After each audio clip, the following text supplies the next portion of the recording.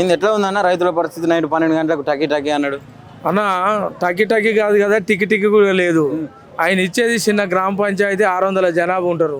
ఆ 600 జనాభాలో 16 మంది ఉపాధి మంది కూలీ వాళ్ళు ఉంటారు. 25-30 మంది రైతులు ఉంటారు. వాళ్ళకి ఇచ్చింది లేదు, సచ్చింది లేదు. ఆయన కొండారెడ్డిపల్లినే టకి మని పల్లె.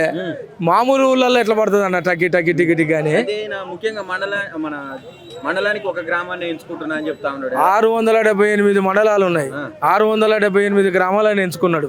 678 గ్రామాలను పోల్చుకుంటే ఆయన కూడా మండలానికి ఊరు ఉన్నది కదా. ఆయన ఊరు కొండారెడ్డి పెళ్లి కదా. ఆ కొండారెడ్డిపల్లినే రైతుల పల్లె. వాళ్ళ అన్న తిరుపతి రెడ్డి పడ్డదంటే ప్రపంచం మొత్తం పడ్డట్టే. ఆయనకే పడినప్పుడు మామూలుకి ఎట్లా పడుతుంది? సాధారణ కూలీలకు ఎట్లా పడుతుంది? సాధారణ రైతులకు ఎట్లా పడుతుంది? గ్రామీణ ప్రాంతంలో ఉన్న రైతులకు ఎట్లా పడుతుంది? ఇది రైతుల పక్షపాతి కలిగిన ప్రభుత్వం కాదు, రైతులకు వ్యతిరేకం కలిగిన ప్రభుత్వం. ఇందిరమ్మ రాజ్యం అంటే ఇందిరమ్మ ఆనాడు చేసిన రాజ్యం వేరు. ఇందిరమ్మతోనే ఎమర్జెన్సీ ఉన్నది. కాబట్టి అలాంటి పరిస్థితులు ఉన్న పరిస్థితుల్లో ఇలా రేవంత్ రెడ్డి నిజమైన కాంగ్రెస్ పార్టీ అయితే ఇందిరమ్మ రాజ్యాన్ని కొనసాగిస్తాడు. నిజమైన కాదు కదా, ఈయన తెలుగుదేశం పార్టీకి సంబంధించి చంద్రబాబు నాయుడు సంబంధించిన బినామీ ఈయన. కాబట్టి ఈయనకు రైతుల మీద ప్రేమ కానీ ఇంకోటి ఉంది, రియల్ ఎస్టేట్ మీద ఈయన ప్రేమ ఉంటుంది తప్ప ఈయనకు రైతుల మీద ప్రేమ ఉండదు. ఈయన రైతు బిడ్డ కూడా కాదు ఒరిజినల్గా. ఈయన పట్నంలో బతికినోడు, పట్నంలో పెరిగినోడు. కాబట్టి పేరుకునే రైతు బిడ్డని అని చెప్పుకుంటాడు.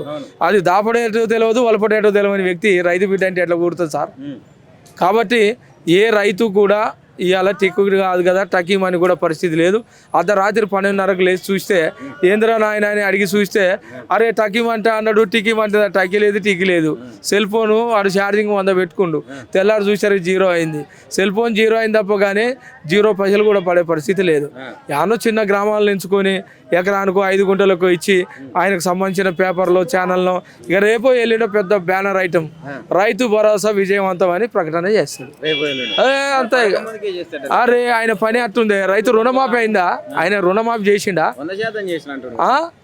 ఆయన కొనారెడ్డి పెళ్లి పోదాం పావే. నేను నల్గొండ నుంచి చెప్తున్నా, ఆయన కొనారెడ్డిపల్లికి నేను బస్ కిరాయి పెడతా, పోదాంపా. అరే ఛాలెంజ్ ఏంది? ముక్కు నేలకు రాసి వస్తాం, ముక్కు నేలకు గజం పొడుగు రాసేస్తాం. ఆయన ఎంత రాస్తాడు? క్షమాపణ చెప్తే చాలు. ఎందుకంటే ఆయనకు కావాల్సింది ఒకటేనే. అటు చేసి ఇటు చేసింది ఎవరిలో అయితేంది, ఏ దోట్లో కడితేంది, ఏ దోట్లో ఇంతేంది. ఆయన డాడీ అని పిలవాలి. మంచో చెడు ఆయనకు ప్రజలు అవకాశం ఇచ్చారు. ముఖ్యమంత్రి కావాలనే కోరిక ఉన్నది, ముఖ్యమంత్రి అయిండు అంతే. ఇక ఆయన ఇవాళ ఊసిపోయినా లేదు. మాజీ ముఖ్యమంత్రి యనుమల రేవంత్ రెడ్డి అనేది ఉంటుందిగా చచ్చిపోయేంత వరకు. ఆయన ఆ కోరిక ఉన్నది తప్ప ప్రజలకు సర్వీస్ చేసే పరిస్థితి. ఊసిపోయే జోలు చెప్తున్నా. ఆయన 2032-34 దాకా నేనే సీఎం ఉంటా అంటుండు. ఎట్లేవు మళ్ళీ పని లేవు, తనకు తగులు లేదట కానీ హెల్త్ షుగర్ అడిగిండట వాడు. అర్థమైందా? ఆయన పరిస్థితి ఉంటుంది. ఇప్పుడు ఏషం గట్టి తిరుగుతుండు. నిజంగా నేను చెప్తున్నా, ఆయన ఎక్కడ పోయినా రైతులతో స్వచ్ఛందంగా మీటింగ్ పెడితే రైతు బాధ ఏంటో తెలుస్తుంది. సమవార సంఘాల వల్ల నెమరు పెట్టుకొని మీటింగ్ పెడితే రైతులతో కూడా పెట్టిండుగా రైతు పండుగ అని చెప్పి చేసిండు మంచిగా విజయోత్సవాలలో భాగంగా. కాంగ్రెస్ పార్టీ కార్యకర్తలు రైతులు కాదా? కాంగ్రెస్ పార్టీ కార్యకర్తలను కూర్చోబెట్టుకొని సపోర్ట్లు కొట్టించారు. నిజంగా నేను చెప్తున్నా, వాళ్ళ అన్న తిరుపతి రెడ్డి కాడికే పోయి నీకు పడ్డదా రైతు భరోసా అని అడగవాను.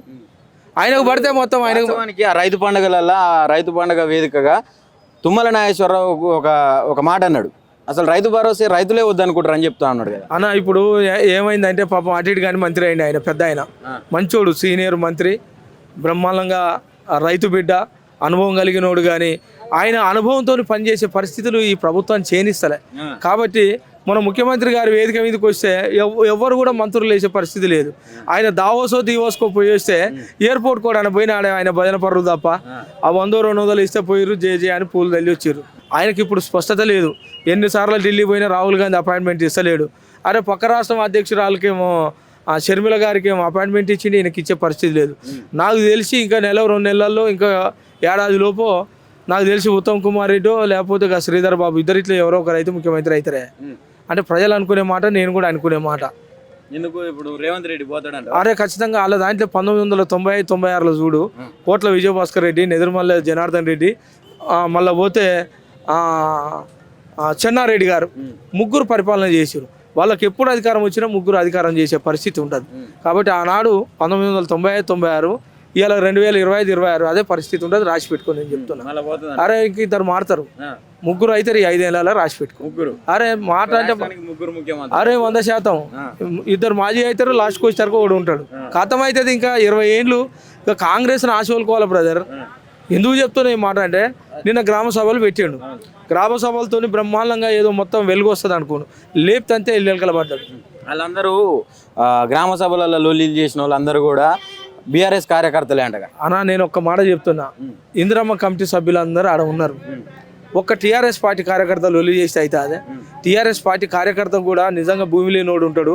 ఇందిరమ్మ భరోసా కింద నాకు కూడా నెలకు 6,000 వస్తాయని ఎవరి కాడికి స్వార్థం ఉంటుంది కదా, వాడు గోల పెట్టుకుంటాడా? నువ్వు ఇయ్యనప్పుడే కదా గోల జరిగేది ప్రజల నుంచి.